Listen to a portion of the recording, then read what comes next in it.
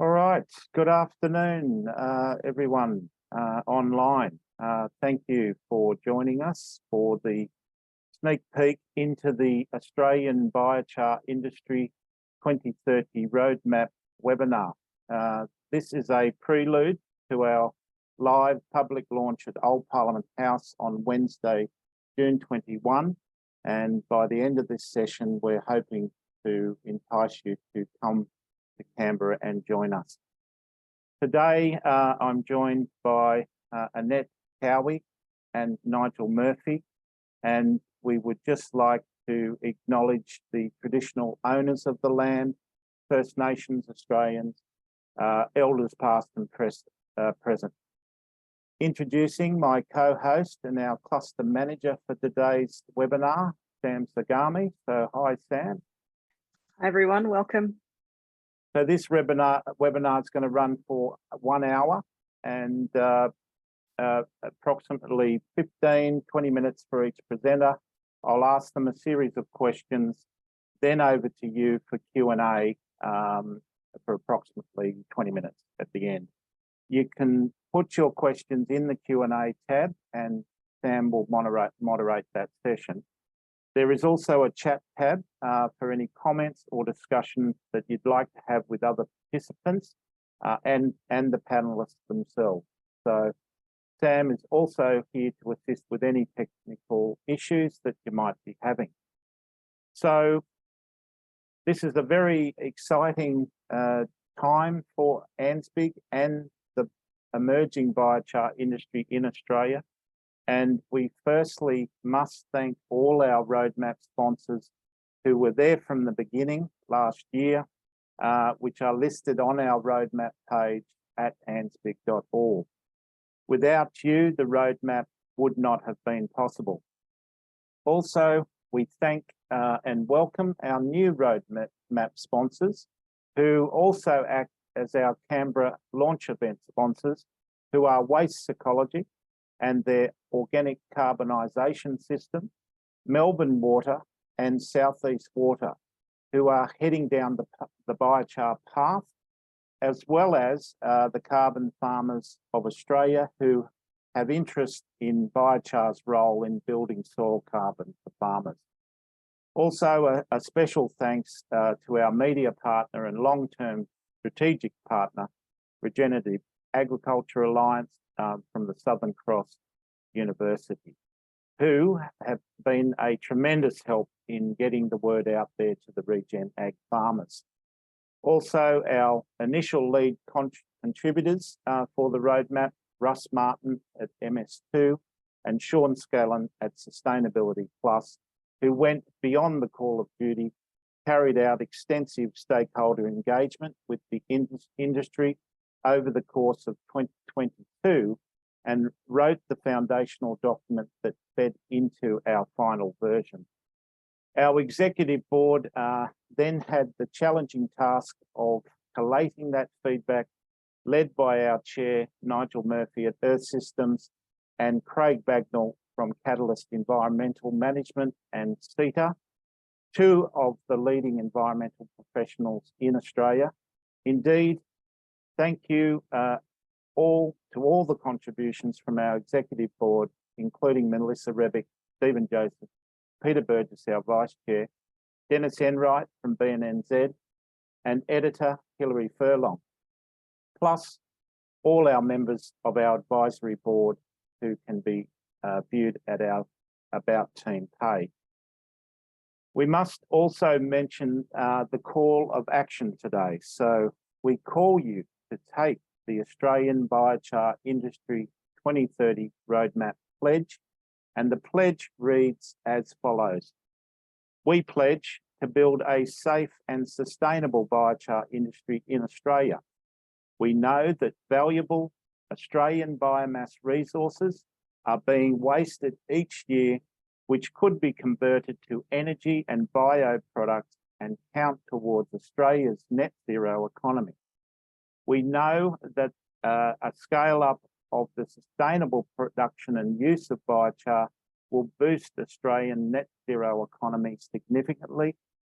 We pledge to support ANZBIG in delivering the Australian 2030 biochar industry roadmap for all Australians. So if you would like to take the pledge today, put your shoulder to the wheel and assist the scale up of the biochar industry in Australia, please go to our roadmap page at ansbig.org, take the pledge and let us know how you can contribute. There will be a public register of pledgees. We see the roadmap as not only an investment tool for ANZBIG, but also for the industry who want to attract investment in their biochar carbon removal or reduction project. So who is ANZBIG? We are the peak body for biochar in Australia with over 165 plus active members, and about 20 of those members are involved in million-dollar and multi-million-dollar projects. We focus on policy, standards, market intelligence, communications and finance. We assist entrepreneurs, academics, capital, governments and corporates to scale up from $1 million industry to a major billion-dollar industry by 2030. We have an executive and advisory board of 30 plus, which has vast experience, skills and knowledge that underpins the roadmap and what we achieve. So what is biochar? Biochar is a form of charcoal.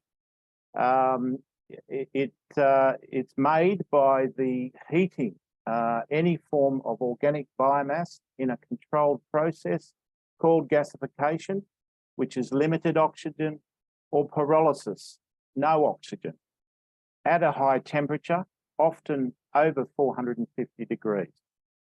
Biochar has a high carbon content of sometimes up to 90% and binds carbon material reliably, long-term, and without negative side effects.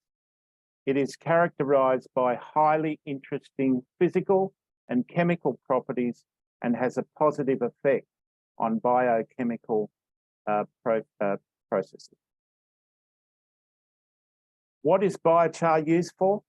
We have broken this into 3 categories by what the industry have determined to be higher order use, and they are biochar for soil application and carbon removal with the co-benefits of agricultural productivity and food security, building resilience to drought and soil carbon. Secondly, biochar for non-soil applications like roads and concrete in the built environment, also for carbon removal, economic and physical benefits. And 3, charcoals, also known as biocarbon, which includes metallurgic chars for applications such as steel, aluminium, and copper production, to name a few. Also district heating and cooking. Why and how is biochar important to global net zero agenda? How can biochar assist in the issues Australia faces? Well, number 1, we are wasting useful residual biomass, and we've estimated in the roadmap at least 50 to 100 million tonnes per annum of commercially accessible biomass gets burnt or goes to landfill every year in Australia. This is increasing carbon emissions and not utilising an major economic resource. Number 2, it's transforming biomass to biochar will provide a non-fossil fuel carbon that will benefit many industries, including the agriculture and industrial sectors. It will also sequester carbon and help us meet our climate change objectives. Thirdly, ANZBIG is committed to turning a small but growing industry into a major billion-dollar industry by 2030. We are looking for government to support this ambition. Together, we can create jobs and economic activity and deliver an important climate change initiative for Australia. Today, I'm joined by Nigel Murphy, Chair of ANZSBIC and Director at Earth Systems, and Annette Cowie from New South Wales DPI, UNE, and a lead author in the IPCC Special Report on Climate Change and Land and the Sixth Assessment Report.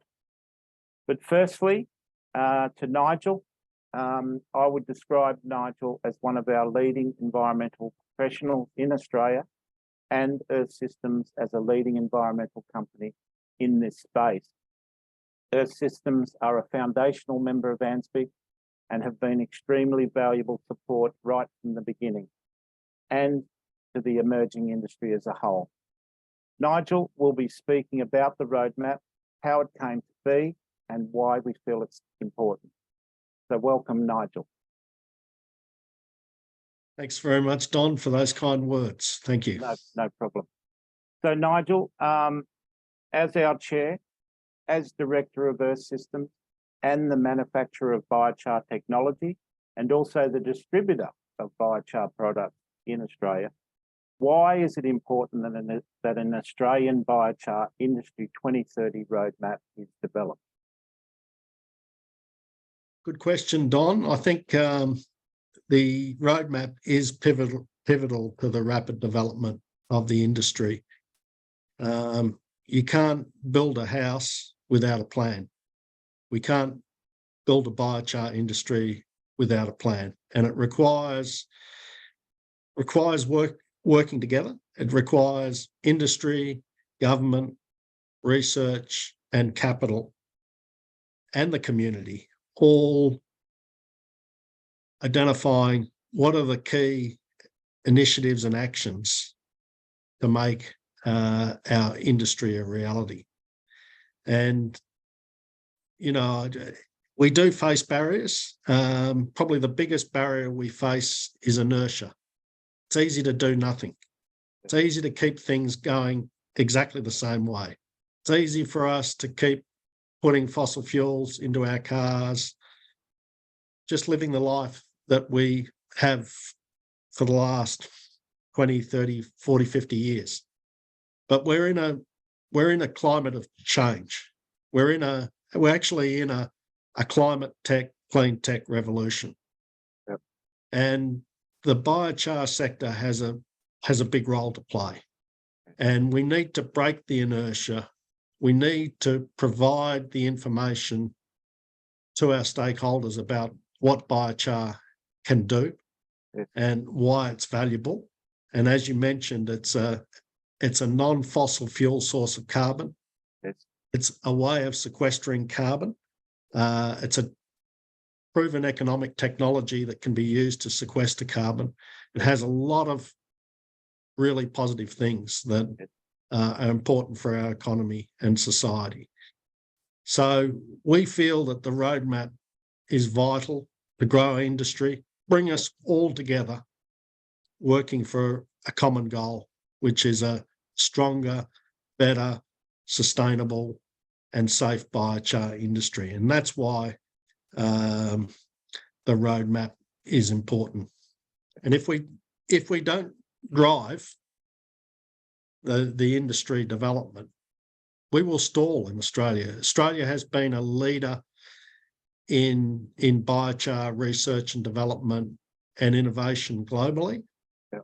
And if we stall, we won't commercialise, and we'll end up, Australia will be a follower rather than a leader in this emerging industry. Yep. Yes, indeed. Fantastic. All right. And Nigel, how was the roadmap developed? Well, as you said, Don, the roadmap, it's been a lot of effort from a lot of people. The key thing really is consultation amongst our members and other stakeholders to better understand the current state of the industry. What are the things that hold it back? What are the things that are pushing it forward? And also to better understand what the industry could become. And, in doing that, from there, the key thing that the roadmap, it needs to plot a path. And the path is about initiatives and actions. Identifying what are the key things that we need to do if we're going to scale up the industry. And the roadmap, behind the roadmap is the vision to turn an industry that is probably a $50 to $100 million industry in Australia now to a $1 to $5 billion industry, which would turn that a lot of that 50 to 100 million tonnes of residue, biomass residue that gets wasted in Australia into valuable carbon products and, build our economy. So we feel that that goal is achievable because it's addressing really an urgent problem that we have, and that is mitigation of climate change. It's also creating jobs and opportunities and new technology and industry in Australia. So we feel that it's a no-brainer, and that the target we're setting, needs to be achieved. We need to achieve it as a country. Yes, and we must mention bioenergy. This is producing bioenergy as well, which is a non-fossil fuel source of energy. Absolutely. And regional jobs, particularly, I think. Absolutely. Yeah. So there are 10 priority themes and initiatives for advancing this Australian biochar industry that came out of the roadmap. You've just mentioned that very ambitious target or goal that we're aiming for by 2030. And we'll talk about, over the course of the webinar, we'll share and discuss some of these themes and initiatives.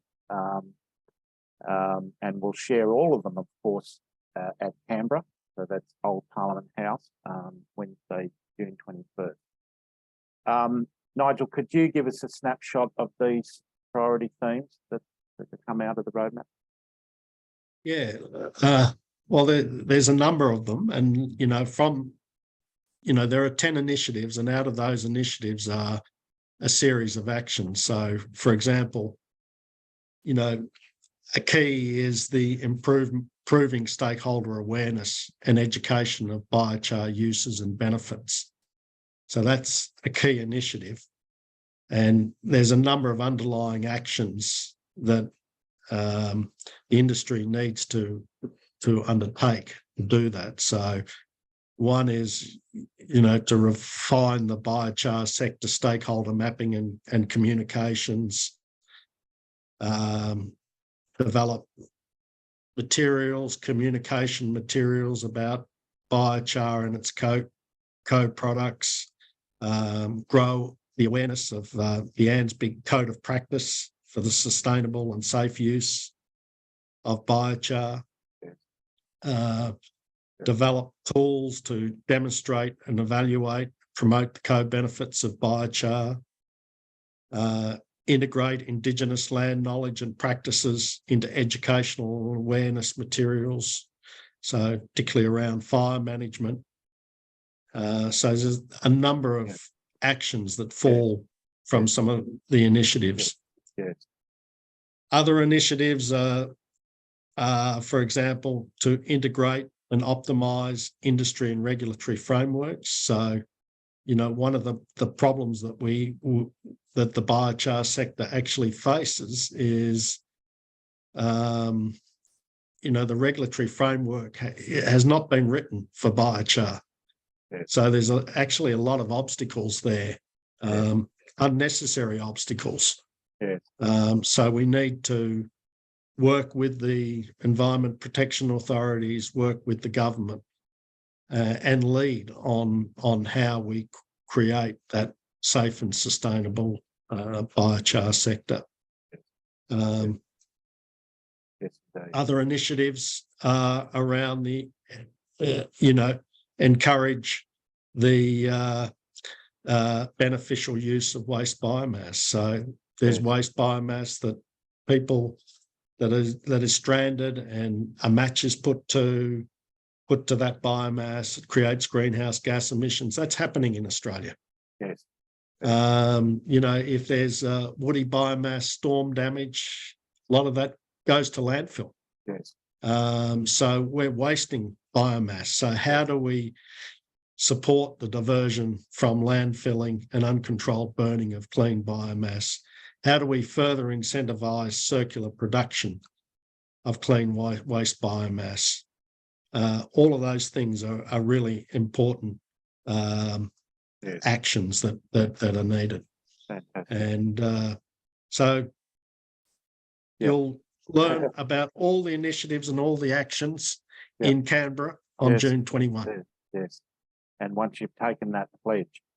So, you mentioned a couple of things there too, Nigel. You led our code of practice. So that's available right now, available for download, free download on our resources page. So you can go there, hit the top tab of our resources page and go to the code of practice for sustainable production and use in Australia. It's all about sustainability.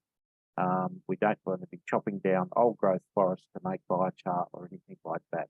This is about the residual biomass that doesn't get utilised, just gets burnt or gets landfilled and turned into methane, which is 30 times worse than CO2. So it's a bit of a no-brainer. But one of the themes you mentioned was communicate the economic value and benefits of biochar, Nigel. So from your point of view, how can organisations and corporates utilise biochar to assist their transition towards net zero requirements by 2030 and 2050, respectively? Of course, the safeguard mechanism, those net zero, it's been targets have been put into legislation. Our biggest polluters must reach 43% reduction by 2030. So it's a big challenge, big ask of our corporate. It is a big ask, and Don, the reality is that we've been slow to act and slow to recognise the benefits of biochar. So biochar is putting carbon back into the ground. Yeah. So fossil fuels is the release of carbon that's been buried over hundreds of millions of years and releasing it into our atmosphere. Yeah. So biochar is a proven economic method of sequestering carbon and providing agricultural, horticultural benefit. Yep. So, we need to make sure that it's recognised in Australia, in the regulatory framework as a carbon drawdown technology. Yeah. It's recognised in the voluntary carbon markets, but not recognised through the ERF. Now that doesn't make sense. Yeah. So that's why, one of the reasons why we need a roadmap. We need to bring good science and logic to the decision making. Yes. And I think the residual biomass that you mentioned, I think the figures are 3% of the world's greenhouse gas emissions comes from residual biomass. Yeah. So that's a pretty, if that can be turned into something useful, turned into carbon, biochar, that's a pretty significant figure. Yes. And of course, the IPCC have recognised biochar since 2018 as a negative emission technology. They've also recognised that not only do we have to reduce our emissions, but we have to remove the remaining carbon from the atmosphere to get to net zero. We cannot do it without negative emissions technologies like biochar now. So, and I think the IPCC have, and in our roadmap, the figure is, I think it's 6.6 gigatons of carbon sequestration That's what the IPCC have recognised as the potential per annum use of biochar. So why then? It leads into the last question. Why is ANZBIG taking the roadmap to Canberra? Why is it important we get policy support and government support? What would it mean for the biochar industry to get federal, state and local government to recognise the importance of biochar's role in net zero and many of the challenges we face today? Can I be controversial, Don? Go for it. Go for it. Yeah. We'll just edit it out later if we need to. Okay. No. Well, you know, for the federal government to provide 1.4 billion or 2 billion to hydrogen, that's easy. Yeah. You know, and there are lots of lobbyists and lots of people talking to government. Yeah. And the big end of town talking to government about the need for a hydrogen economy. Yeah. The biochar sector is the little guy.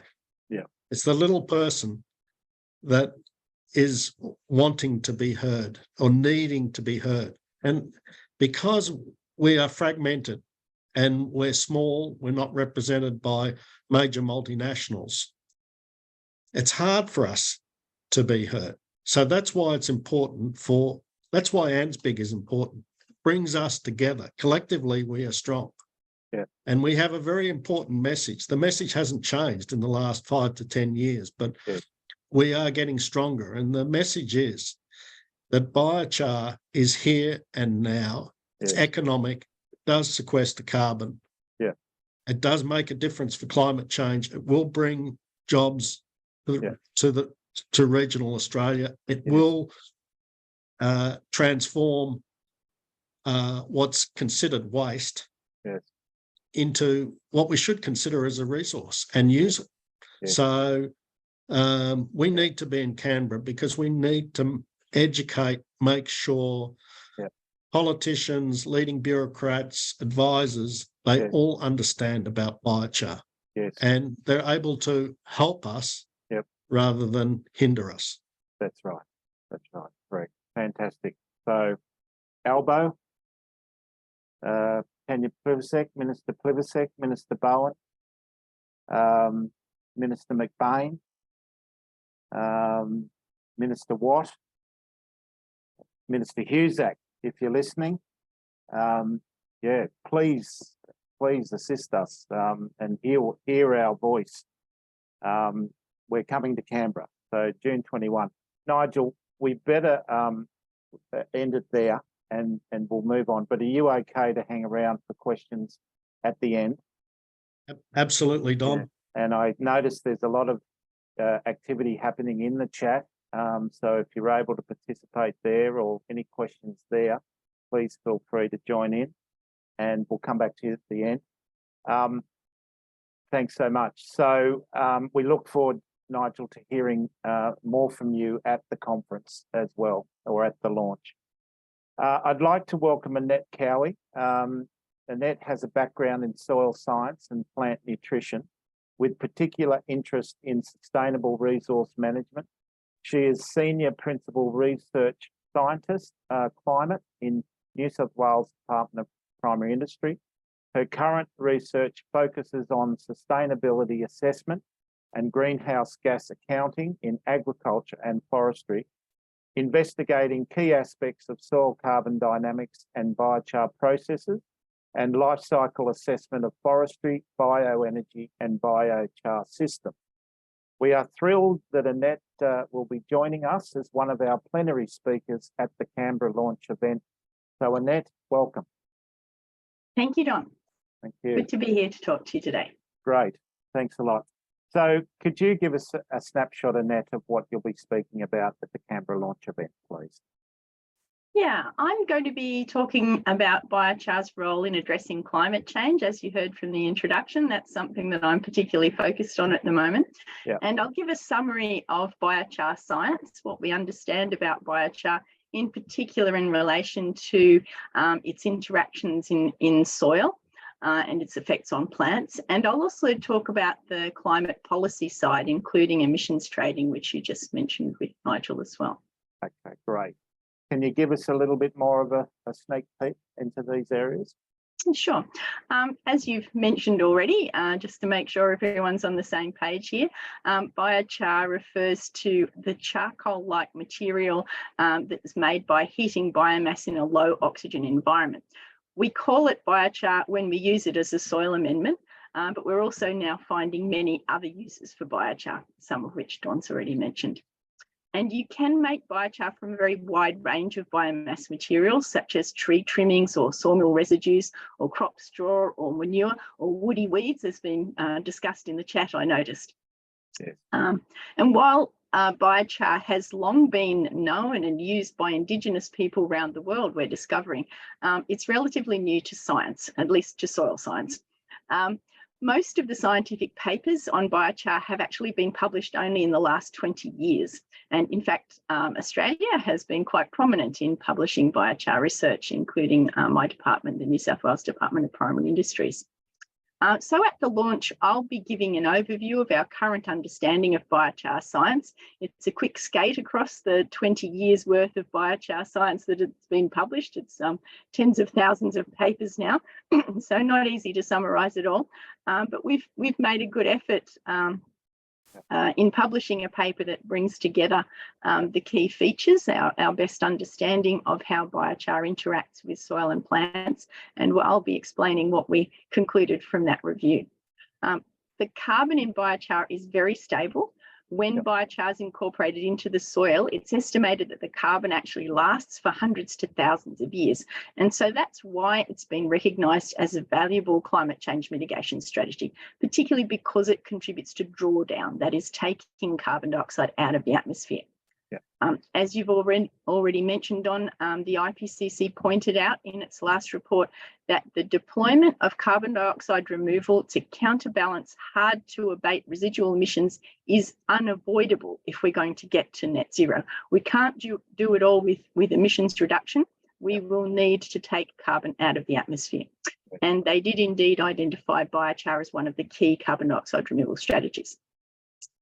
But biochar doesn't only contribute to carbon dioxide removal, it can also support emissions reduction. Firstly, when you make biochar, the pyrolysis process releases combustible gases that can be used as bioenergy, an energy source in place of fossil fuel, as you've already mentioned, which of course avoids emissions from burning coal or gas. And then studies have shown, including those undertaken by New South Wales DPI, that when you use biochar as a soil amendment, it can substantially reduce the emissions of the powerful greenhouse gas nitrous oxide, nearly 300 times worse than CO2, which is naturally released from soil from the nitrogen in fertiliser and fixed by legumes, for example. It can also reduce emissions of methane, another powerful greenhouse gas, that are naturally released when you compost manure, for example. So when you put all those climate change mitigation benefits together, biochar can make a substantial contribution to climate change mitigation. As you mentioned, the theoretical estimate is about 6.6 gigatons of CO2 equivalent.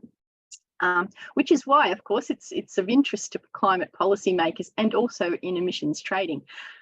Companies have recognised the need to take climate action. They're reducing their own emissions, but then they're purchasing carbon credits to offset their residual emissions. And they're favouring biochar credits because they're seeing them as more secure than the carbon stored in forests through reforestation, for example, which you might have seen has had some bad press lately. Certainly the carbon is more vulnerable when it's stored in forests than if it's stored in biochar in soil. Yes. And there have been some major recent developments in climate policy and the voluntary carbon market that are increasing the opportunities for biochar in emissions trading, and I'll talk about that. But one thing I haven't mentioned yet is the co-benefits of biochar. When biochar is used as a soil amendment, it acts as a soil improver, so it can increase the water holding and nutrient holding capacity of the soil. It can raise the pH of acid soils, and it can reduce nutrient losses through leaching. And it's found that on average, it does vary widely, but on average, it increases crop yields by between 10 and 40% between different review studies. And those yield benefits are most common in, excuse me, in fertile tropical soils, which tend to be acidic.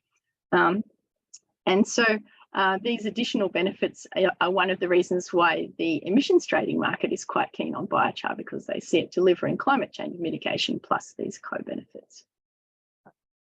I'm wondering if it's in tropical soils, could we be targeting Northern Australia?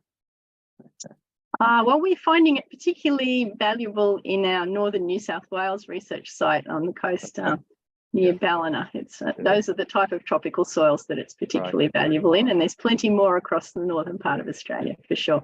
And I noticed, I was reading the Microsoft carbon removal report the other night, and biochar was the only medium-term solution that they invested in. Even though the majority is still tree planting or afforestation, reforestation, and store carbon. Biochar was the only medium-term solution. Yes, if people are wondering what the long-term solutions might be, that would be the very long-term solutions associated with geosequestration, carbon capture and storage. And these are the very expensive credits that are produced by direct air carbon capture. Biochar is seen as an intermediate one because our research suggests hundreds to thousands of years rather than tens of thousands of years. And it's quite affordable. It's at quite affordable rate. Much more affordable than DAX, that's for sure. DAX, yeah. So Annette, thank you for all that information. You were a lead author in the IPCC special report on climate change and land, as well as the 6th assessment report. Could you tell us about that journey, the challenges that biochar faces globally in terms of being adopted and its opportunities, please? Yeah, it certainly was an interesting journey. I was very lucky to be nominated by Australia and selected as one of the authors for the special report on climate change and land. That was published in 2019, and we worked on that for about 2 years before it was published. At that stage, biochar was unknown for most of the authors. These were all climate scientists, land scientists, and most of them had not heard of biochar or knew very little about it. And so as I had some experience, I was invited to draft the text on biochar for several of the chapters. I was working on the land degradation chapter, but there's also text about biochar in the mitigation potential chapter and in the chapter on interactions with food security. I must say there was quite some skepticism amongst the authors because they felt that the scientific understanding was fairly immature, and they did express some strong concerns over possible negative effects that they had heard of and that they imagined. They were imagining, for example, that if everyone got excited about biochar, there may be deforestation or unsustainable biomass extraction, such as is seen in developing countries associated with fuel wood in the charcoal industry. And so they were concerned about biodiversity impacts. And then they were concerned that if instead, to avoid that, there was a move to grow a lot of biomass crops that would displace food production in order to provide the biomass biochar, then there would be an issue for food security. So those sorts of concerns were also expressed in the Climate Change and Land Report, besides the summaries of biochar science that I was able to put in there. So I was very pleased that I was again selected to be an IPCC author for the 6th assessment report, the 3rd volume, the one that focuses on mitigation, and that was published in April last year.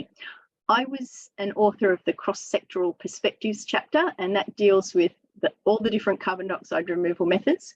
It deals with food systems, and it deals with interactions amongst the land-based climate change mitigation strategies. And so these are all very relevant to biochar. So biochar is mentioned quite a lot in our chapter. Yeah. But the key text on biochar is actually in the agriculture chapter, and I was invited to draft that text. But I should also explain that IPCC reports synthesize the published scientific literature. They don't undertake new research. And so it was my role to provide a draft that did synthesize the literature as much as you can in a page and a half, essentially. Yeah. And then the reports are rigorously reviewed. So they go through 3 rounds of review by experts and by governments, and we get many thousands of comments per chapter, and the authors have to consider every single comment and write a response to every comment. So this time round, the authors and the reviewers were more knowledgeable about biochar, and the text that I had drafted was well received. But it was a different story when it came to the summary for policymakers. And this is the chapter that's at the beginning of every IPCC report. And it's actually a negotiated text that is produced. There's a first draft produced by the authors, but then the policymakers who represent the 195 countries that are members of the IPCC, they work very closely with the authors and propose changes and additions and subtractions, and it's quite an intense process. Yeah. And so it became clear that the policymakers were not familiar with the latest biochar science.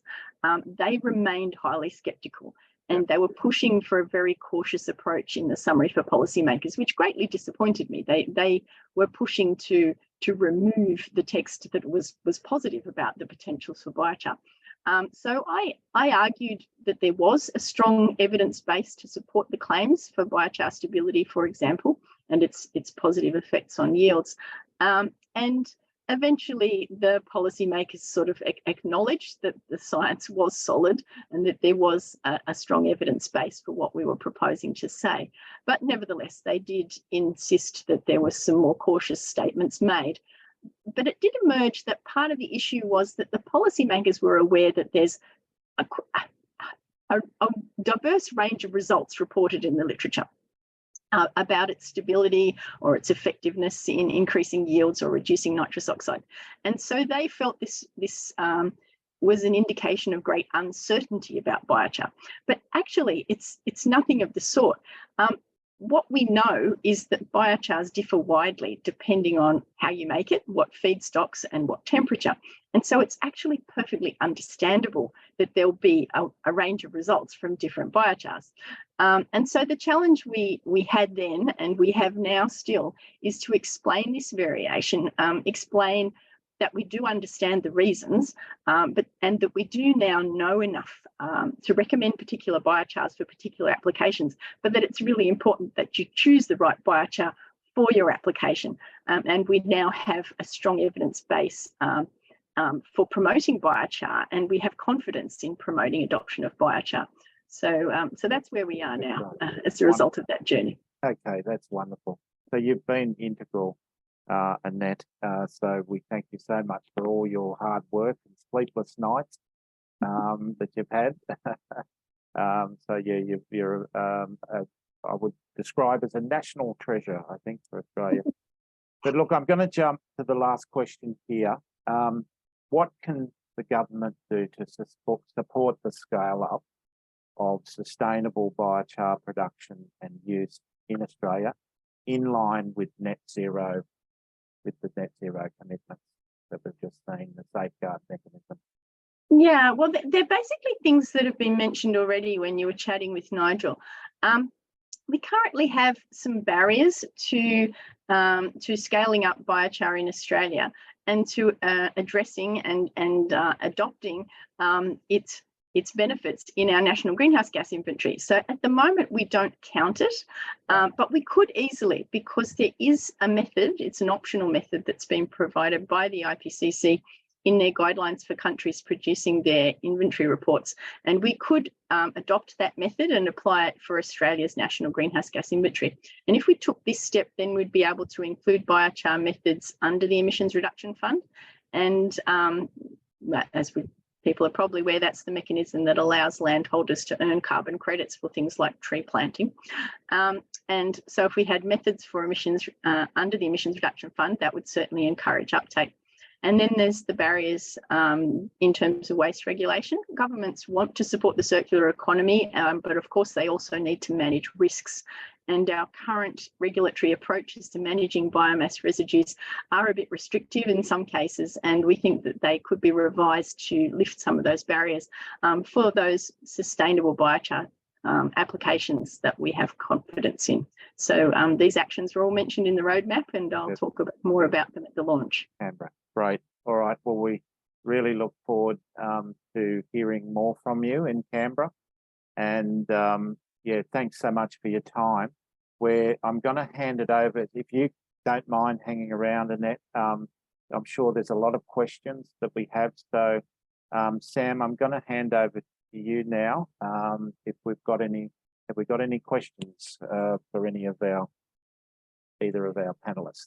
Yeah, we have a few, and I think some of them have been answered in the chat or have been kind of alluded to by Annette and Nigel, but we can certainly have a look, and maybe you can give a bit more context to some of these questions. So, for example, are biochar production systems available at scale? So, Nigel, I'm wondering if you could speak to that a little bit more.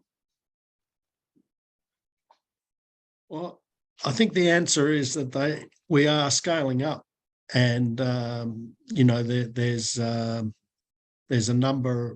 few companies. Earth Systems is one that produces biochar machines. We're getting interest internationally. We've got a couple of our machines in Sweden. We just put in 4 machines into Hong Kong for the Environment Protection Department in Hong Kong. Got one going over to New Zealand. We've got a couple on the go in Australia. So look, I think that there is a scale up initiative that will require capital, and probably the growth of the biochar industry initially will not so much be in the massive growth in the production of biochar, but in the development of machines that can deal with the biochar. We're putting in a machine for Yarra Ranges Council. There's probably half the councils in Australia should be producing biochar. So yeah, we need to scale up the industry and the development, and that will happen if we all get on board. But no one's going to finance a machine if they've got to, you know, if it's got to wait 2 years for an EPA approval, or there's uncertainty about how biochar will be classified, whether it would be classified as a hazardous waste. So we need to get our act together to ensure that capital can find a safe home to help scale up biochar.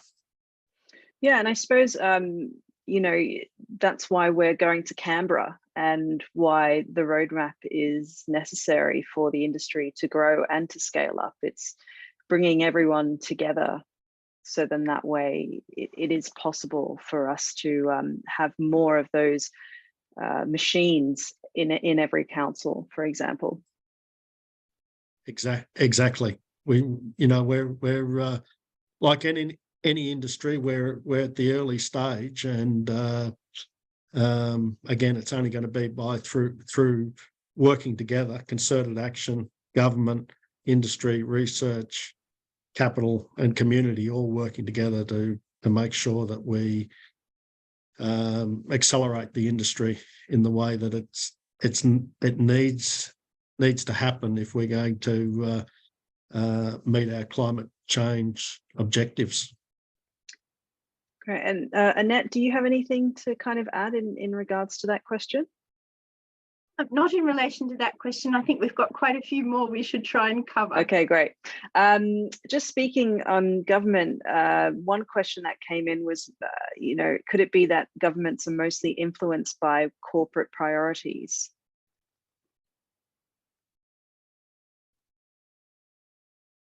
You'll have to take that one, Nigel. I think so. I think governments are influenced by community, by, you know, that's the way we work, by industry. And that's why ANZBIG needs to make sure that its voice is heard, because there's so many other voices that are out there. And we think we've got a very important story to tell, and we need to tell it. So, you know, there are some governments really listening. I mean, Annette works for a government. We've got councils. We've got a lot of support out there, but we need to make sure that it's stronger. Great. Thank you, Nigel. Annette, I'm going to come to you for this one. How does biochar draw down carbon from the atmosphere, or does it just prevent the carbon in biomass from reaching the atmosphere? There's a key difference there. Yes, thank you for that question, a perceptive question, and it is important to understand that, yes, biochar sitting by itself does not take carbon out of the atmosphere. Interestingly, though, biochar in soil sort of does, but I'll explain how that works. It's all about the whole system. So we're talking about the system of growing plants that obviously take the carbon out of the atmosphere when they photosynthesize, and then when we pyrolyze the biomass, we stabilize the carbon in that biomass, and we stop it decomposing, being eaten by bugs and going back to atmosphere. So yes, it's the system, and yes, the stability is about preventing the return of the carbon dioxide to the atmosphere. However, there is one extra benefit and one extra drawdown that occurs, at least in some certain soil types. The interaction between the biochar and the clay minerals in the soil and the carbon in the sugars, for example, that leak out of plant roots, we find that the biochar protects this organic matter that's leaking out of the plant roots. And so it continues to build the soil carbon. We call it negative priming. And we've found that having applied biochar to the soil, obviously you increase the soil carbon level by the amount of carbon that was in the biochar. But then we've found that the carbon level in the soil is continuing to grow for 10 years after applying the biochar, because it keeps stabilizing the new organic matter leaking out of the plant roots. So once again, it's the plant that's actually doing the carbon capture from the atmosphere, but the biochar that's causing it to be stabilized and kept in the land rather than going back to atmosphere. Thank you, Nat. I think that's a really important question, and I'm really pleased that someone asked that and you were able to speak to it. So that's great. I'm not sure who, either one of you could answer this question. In your experience, which exchange is most developed for the best sale of carbon credits resulting from biochar into the international markets? Well, I might jump in. The Puro exchange in Finland was the first one that created biochar credits, and it's developed its method a couple of times, revised it, so that's definitely the one that's leading. The Verra platform has now also produced a methodology for biochar. So these are the two that I'm aware of. Maybe, I guess there's the Carbon Future one as well. Nigel, you might want to express your opinion on this too. Yeah, look, I think all of them are doing a very good job at developing that voluntary market. So, you know, the Carbon Futures or Carbon Standards International, as well as the Puro and Verra. So I think they're all good, and they're very similar. Maybe some subtle differences. And probably what will happen in the future, I think there'll be a sort of a coalescing of methodologies. We don't want too much variation, and I think another key point is ANZBIG needs to make sure that it plays a role there, because we need to ensure that the feedstocks are derived sustainably, and you know, the biochar is used. The biochar that's produced is safe in the Australian context. Wonderful, thank you both. So I think we've got time for one more question. Annette, do you see one there that you feel we could answer? There was a question about what was the biggest recent developments that would point to growth in the market. I'm not sure. Well, I'll answer the question in terms of what are the biggest recent developments that will create growth in the market. And it's really this credibility that's now created for biochar through the IPCC having recognised biochar as one of the carbon dioxide removal methods, which has really, I guess, cemented its place in climate policy and created the confidence for the people like Microsoft to go out and purchase biochar carbon credits. So it's really launching the momentum for the biochar industry, as far as I'm concerned. Thank you, Annette. And Nigel, I'm wondering if you could speak to that as well. I think some of the, like within Earth Systems, for example, where you are putting a lot of your machines, kind of just goes to show how the industry, or what you're doing, is growing the industry as well. Yeah, look, I think as Annette says, that international recognition from the IPCC is really important. But there are countries and groups out there that are early leaders. The Swedish, the Stockholm Biochar Initiative. There's biochar is used as for animal feed in Europe. There's a lot going on, and yeah, we are on the cusp, I think, of biochar really taking off. We need to make sure that in Australia we're not left behind. And that kind of segues perfectly into our invitation for all of you to come and join us in Canberra next month, June 21. So then that way we can all work together and make these big changes. So then that way we can grow the industry. So Don, I'm just wondering if you want to come back and kind of lead us into that invitation. Thanks, Sam. Thank you, everyone, for your questions. Just before we do that, Nigel and Annette, do you have any closing comments that you'd like to send us off with?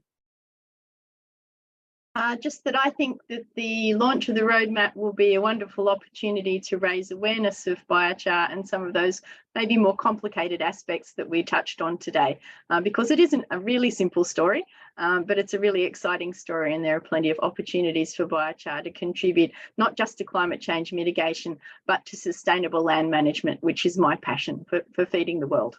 Yes, food security. Yep. Nigel, any final words from you? Or have you said it? Well, my final words is to echo some of your starting words, Don, and that is that we all need to put our shoulders to the wheel and make this happen. Yes. We know what we're doing is important, yes, but it will require effort and energy. So yes, looking forward to meeting new people in Canberra, yes, in June for us to launch the roadmap. So yes, including policymakers. So yes, as mentioned, yeah, we need strong pledges. The Australian Biochar Pledge, Nigel, that you led here.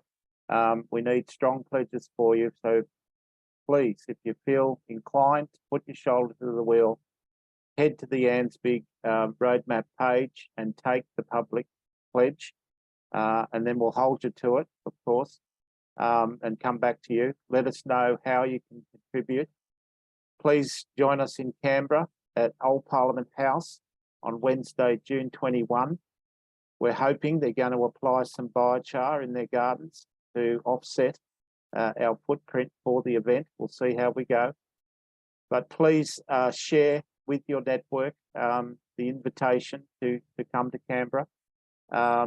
It's our nation's capital. We intend to have the right people in the room that you can network with. So there will be entrepreneurs like Nigel, academics, researchers like Annette, capital, governments and corporates that want to go net zero. So our program will be announced next week, so stay tuned for that. Thank you both to Annette and Nigel for joining today. We look forward to hearing more from you both at the Canberra launch event. To those in our audience, this is a world first biochar roadmap. Our intention is to roll this out in state-based forums across the country, and we do intend to launch state-based chapters of ANZBIG. Canberra is our first step. We hope you will join us either live in Canberra or online. Head to our website, anzbig.org, for more information and to book tickets. So, from the team at ANZBIG, yours faithfully and Charles. Thank you.